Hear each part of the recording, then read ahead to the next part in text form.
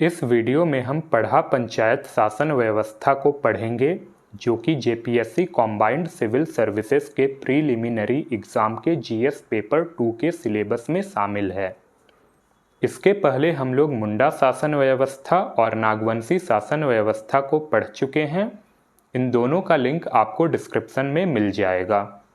तो चलिए अब हम पढ़ा पंचायत शासन व्यवस्था को पढ़ना शुरू करते हैं। पढ़ा पंचायत शासन व्यवस्था उरांव जनजाति की परंपरागत स्वशासी प्रणाली थी, जिसके अंतर्गत ये लोग अपने समाज को व्यवस्थित रूप से चलाते थे और अपने समाज में होने वाले विभिन्न क्रियाकलापों का देखरेख करते थे। 13वीं सदी में उरांव जनजाति का झारखंड में प्रवेश के साथ ही इस शासन व्यवस्था की शुरुआत होती है। यह वही वक्त था जब झारखंड में नागवंशी शासन व्यवस्था अपने चरम पर थी, मगर इन दोनों के बीच कोई टकराव का जिक्र देखने को नहीं मिलता है। यहाँ पर परीक्षा के दृष्टिकोण से यह भी याद रखना जरूरी है कि इसी वक्त यानी 13वीं सदी में भारत के बिहार और बंगाल के क्षेत्रों में मुस्लिम आक्रमणकारी बख्तियार खिलजी का शासन था और इसी दौरान उरांव जनजाति दक्षिण भारत यानी कोंकण से झारखंड में आकर बसे थे। यहाँ पर कई लोगों को कन्फ्यूज़न रहता है कि उरांव जनजाति रोहतासगढ़ से झारखंड में आए थे या कोंकण से। तो इस कन्फ्यूज़न को दूर करने के लिए यह जानना जरूरी है कि कोंकण को इनका मूल निवास स्थान माना जाता है और ये वहाँ से कई जगह पलायन करते हुए झारखंड पहुँचे थे। इसी पलायन के क्रम में ये बिहार के शाहाबाद जिला पहुँचे थे, फिर आगे और पलायन करते हुए ये रोहतासगढ़ पहुँचते हैं। फिर वहाँ चेरो जनजाति से टकराव के कारण ये रोहतासगढ़ छोड़कर दूसरे जगह जाने के लिए निकलते हैं और दो समूह में बंटकर दो अलग अलग जगह पर पलायन करते हैं। इनका पहला समूह राजमहल की पहाड़ियों में पलायन करता है और दूसरा समूह झारखंड के पलामू और रांची जिले के उत्तर पश्चिम भाग में। उरांव जनजाति झारखंड में आने के बाद यहाँ जंगलों का कटाई करते हैं और रहने तथा खेती योग्य भूमि तैयार करते हैं, ठीक उसी तरह जैसे मुंडा जनजाति के लोग किए थे। मगर इस शासन व्यवस्था में शब्दों का थोड़ा हेरफेर है। जो उरांव जनजाति के लोग शुरुआत में यहाँ आकर जंगलों का कटाई करके जमीन तैयार किए थे, उनको भूइंहर कहते हैं। भूइंहर का अर्थ भूमि का स्वामी होता है। और जो उरांव जनजाति के लोग बाद में आकर तैयार जमीन में बस गए थे, उनको जेठ रायत कहते हैं। इसके अलावा उरांव जनजाति के जमीन को भूइंहरी जमीन और इनके गांव को भूइंहरी गांव कहा जाता है। शुरुआती समय में गांव के धार्मिक और प्रशासनिक कार्य का नेतृत्व एक ही व्यक्ति करता था, जिसे पाहन कहते थे। मगर बाद में पाहन के कार्य बोझ को हल्का करने के लिए महतो का नियुक्ति होता है और गांव के प्रशासनिक कार्य इसे सौंप दिए जाते हैं। इसी के साथ महतो गांव का प्रशासनिक प्रधान और पाहन गांव का धार्मिक प्रधान बन जाता है। आगे चलकर गांव के स्तर पर पंचायत का भी निर्माण होता है, जिसमें गांव के 5 वरिष्ठ लोगों को पंच बनाया जाता है और पंचायत का अध्यक्ष महतो होता था। यहाँ पर ध्यान देने वाली बात यह है कि महतो अध्यक्ष तो था, मगर वो पंचों के सहमति के बगैर कोई फैसला नहीं ले सकता था। कोई वित्तीय अधिकार भी महतो के पास न होकर पंचों में निहित होता था, यानी पंचों की सहमति के बिना कोई वित्तीय कार्य भी संभव नहीं था। धीरे धीरे जब उरांव जनजाति की जनसंख्या बढ़ी और गांव के गांव बसने लगे, तो इनको एक वृहद सामाजिक व्यवस्था की आवश्यकता महसूस हुई, ताकि इनका समाज सही दिशा में प्रगति कर सके और प्राकृतिक आपदा तथा बाहरी शत्रुओं से निपटने में आसानी हो। इनके इसी आवश्यकता को पढ़ा पंचायत शासन व्यवस्था का जननी कहा जाता है। पढ़ा पंचायत के निर्माण का मूलभूत आधार गांवों के बीच का स्थानीय समीपता था, यानी जो गांव आपस में नज़दीक होते थे, उनको मिलाकर एक पढ़ा का निर्माण होता था। यहाँ पर यह बात मायने नहीं रखता था कि वह उस गोत्र का गांव है तो केवल उसी गोत्र के समूह वाले पढ़ा में शामिल होगा, और ऐसा इसीलिए था क्योंकि विपदा आने पर नज़दीक के गांव ही जल्दी से आपस में मिलकर उससे निपट सकते थे। आइए अब हम एक नज़र पढ़ा पंचायत शासन व्यवस्था की संरचना पर डालें। यह शासन व्यवस्था 3 स्तरीय था: निम्न स्तर, मध्य स्तर और उच्च स्तर। निम्न स्तर पर ग्राम पंचायत यानी गांव का पंचायत आता था, जिसका प्रमुख महत्व होता था। मध्य स्तर पर पढ़ा पंचायत आता था, जो कि 5, 7, 11, 21 या 22 गांव को मिलाकर बनता था और इसका प्रमुख पढ़ा राजा होता था। पढ़ा पंचायत के पंचों को पढ़ा पंच कहते थे।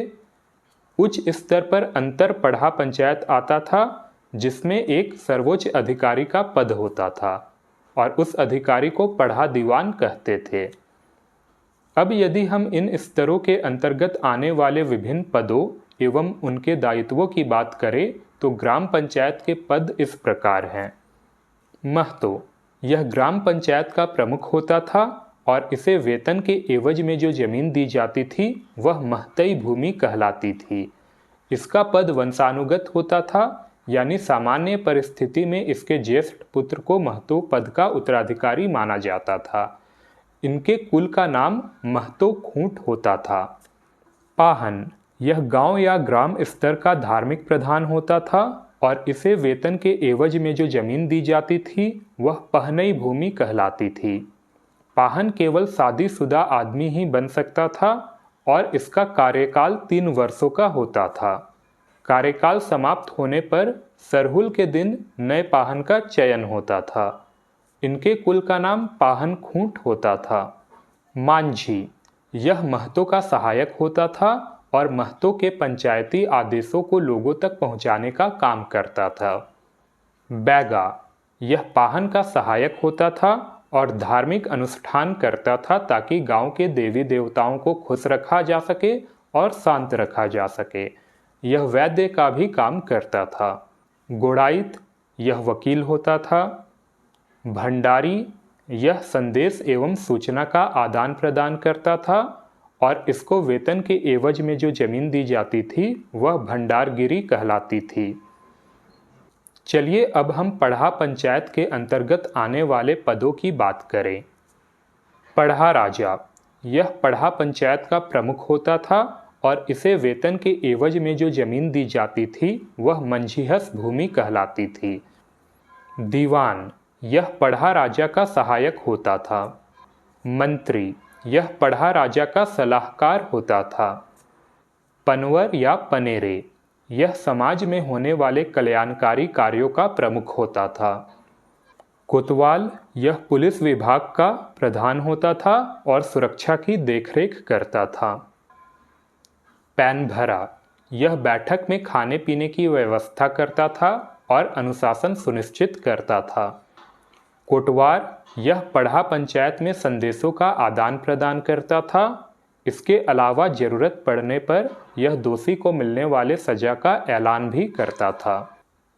अब जैसा कि मैंने पहले कहा था कि अंतर पढ़ा पंचायत में एक पढ़ा दीवान का पद होता था। ये पूरे पढ़ा पंचायत शासन व्यवस्था का सर्वोच्च अधिकारी होता था। ये पढ़ा राजाओं से भी ऊपर था और इसका निर्णय अंतिम और सर्वमान्य होता था। किसी को जाति से बहिष्कृत या पुनः प्रवेश केवल पढ़ा दीवान ही करा सकता था। अब चूंकि यहाँ पर पढ़ा पंचायत शासन व्यवस्था की संरचना तथा उसके स्तरों के अंतर्गत आने वाले पद एवं दायित्वों का वर्णन समाप्त होता है, तो चलिए अब हम इस शासन व्यवस्था में गांव को किस प्रकार श्रेणियों में बांटा गया है उसका जिक्र करते हैं। जिस गांव में पढ़ा राजा रहा करते थे उसे राजा गांव कहा जाता था। जिस गांव में दीवान रहा करते थे उसे दीवान गांव कहा जाता था। जिस गांव में पनेरे रहा करते थे उसे पनेरे गांव कहा जाता था और जिस गांव में कोतवाल रहा करते थे उसे कोतवाल गांव कहा जाता था। ठीक इसी प्रकार जिस गांव में ये सब नहीं रहते थे और उस गांव में केवल प्रजा रहती थी, वैसे गांव को प्रजा गांव कहते थे। अब हम पढ़ा पंचायत शासन व्यवस्था में गांव के स्तर पर मामलों का निपटारा कैसे होता था उसे जानेंगे, लेकिन उससे पहले आपको यह भी जानना जरूरी है कि इस शासन व्यवस्था के पंचायत में दीवानी और फौजदारी दोनों तरह के मुकदमों का निपटारा होता था। दीवानी मुकदमा के अंतर्गत जमीन और कर से जुड़े मामले होते थे और फौजदारी मुकदमा के अंतर्गत अन्य आपराधिक मामले होते थे, जैसे हत्या और बलात्कार।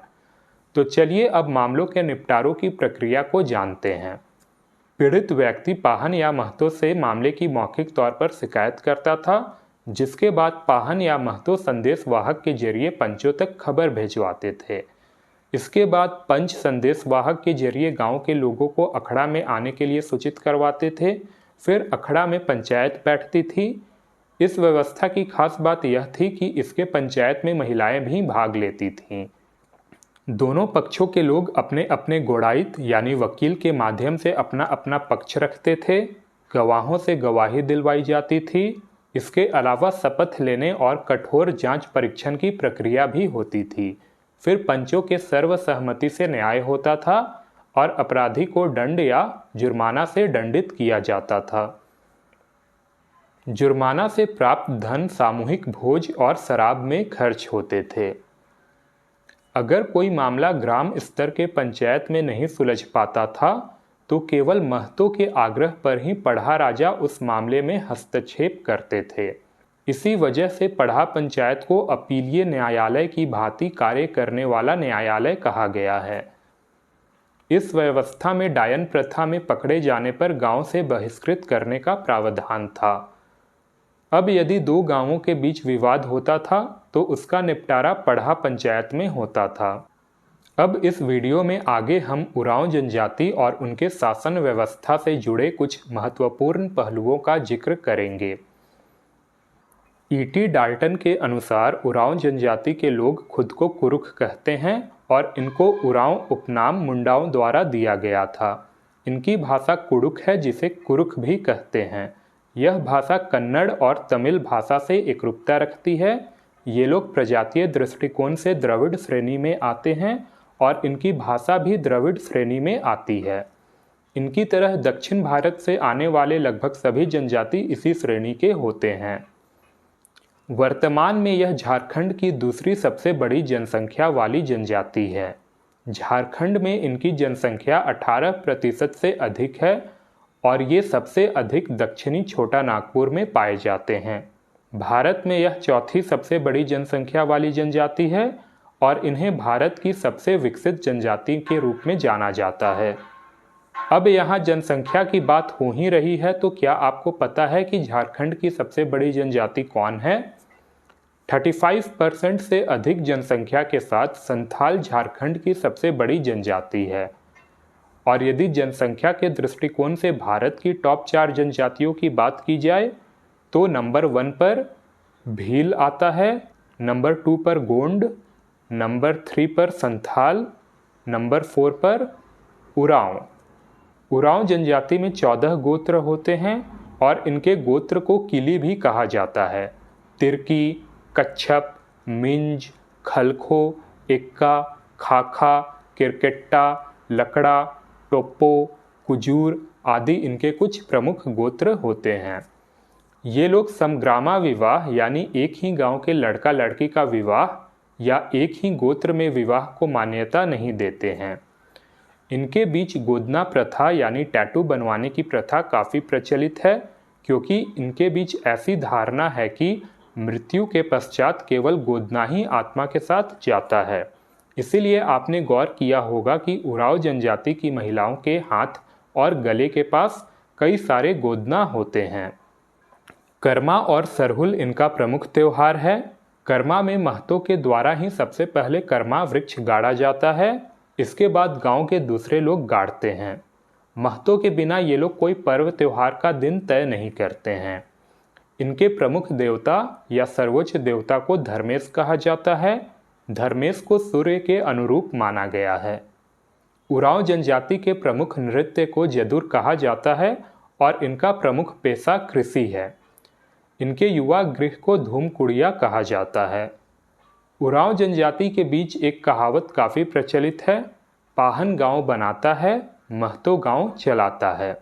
उरांव जनजाति की शासन व्यवस्था यानी पढ़ा पंचायत शासन व्यवस्था में हमें एक शब्द देखने को मिलता है, दूध भैया गांव। यह वैसे गांव को कहते हैं जो विशेष परिस्थिति में एक पढ़ा से हटकर दूसरे पढ़ा में शामिल हो गया हो। और हाँ, पढ़ा बदलने के कारण पुराने पढ़ा से उस गांव का संबंध विच्छेद यानी ब्रेकअप नहीं होता है। इस शासन व्यवस्था में कर और वेतन का कोई प्रावधान नहीं था। यहाँ वेतन के एवज में जमीन दी जाती थी, जिससे अधिकारी और कर्मचारी अपना जीवन यापन करते थे। तो यहाँ पर हमारा पढ़ा पंचायत शासन व्यवस्था समाप्त होता है। मैं उम्मीद करता हूँ कि आपको सब कुछ आसानी से समझ में आ गया होगा। वीडियो में यहाँ तक बने रहने के लिए बहुत बहुत धन्यवाद।